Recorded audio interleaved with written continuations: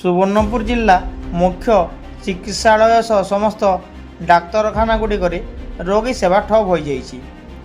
ଉମସାର ଡାକରାରେ କାର୍ଯ୍ୟବନ୍ଦ ଆନ୍ଦୋଳନରେ ବସିଛନ୍ତି ଜିଲ୍ଲାର ସମସ୍ତ ଡାକ୍ତର।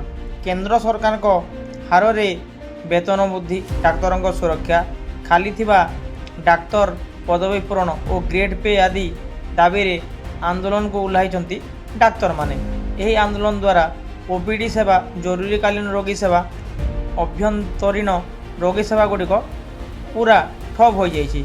ବିଗତ ବର୍ଷ ଗୁଡ଼ିକରେ ଡାକ୍ତରମାନେ ଆନ୍ଦୋଳନ କରିଥିଲେ ଓ ରାଜ୍ୟ ସରକାର ଖୁବ୍ ଶୀଘ୍ର ଦାବିଗୁଡ଼ିକ ପୂରଣ କରିବେ ବୋଲି ପ୍ରତିଶ୍ରୁତି ଦେଇଥିଲେ। ହେଲେ ଆଜି ପର୍ଯ୍ୟନ୍ତ କୌଣସି ଗୋଟିଏ ବି ଦାବି ପୂରଣ ନ ହେବାରୁ ଆଜି ବାଧ୍ୟ ହୋଇ କାର୍ଯ୍ୟବନ୍ଦ ଆନ୍ଦୋଳନ କରିଥିବା କହିଛନ୍ତି ଡାକ୍ତରମାନେ। ଆମେ ବୌଦ୍ଧ ଡିଷ୍ଟ୍ରିକ୍ଟରୁ ଆସିଥିଲୁ। 2-3 ଘଣ୍ଟା ହେଲାନ ବସିଛୁ। ଡକ୍ଟର ମାନେ ଷ୍ଟ୍ରାଇକ୍ କରିଯାଉ, ଏଟା ତ ଜାଣିନି। ସେମାନଙ୍କର କାମ ସରିଲେ ଆମେ ପେସେଣ୍ଟକୁ ଦେଖାମୁ ଆଉ ଘରକେ ଧରିକିରି ଯିବୁ।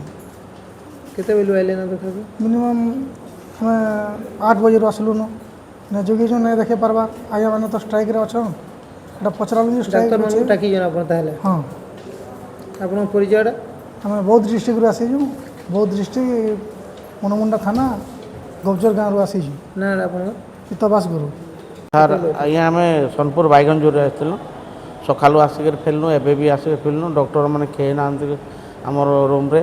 ଆମେ ବହୁତ ହଇରାଣ ହେଉଛୁ। କେତେବେଳେ ଡାକିମୁ ଆଜ୍ଞା?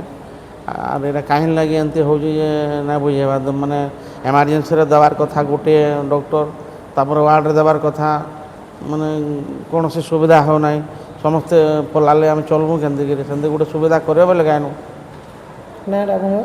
ସାର୍ ନରେଶ ମହାନନ୍ଦ ଘର ବାଇଗଞ୍ଜରେ।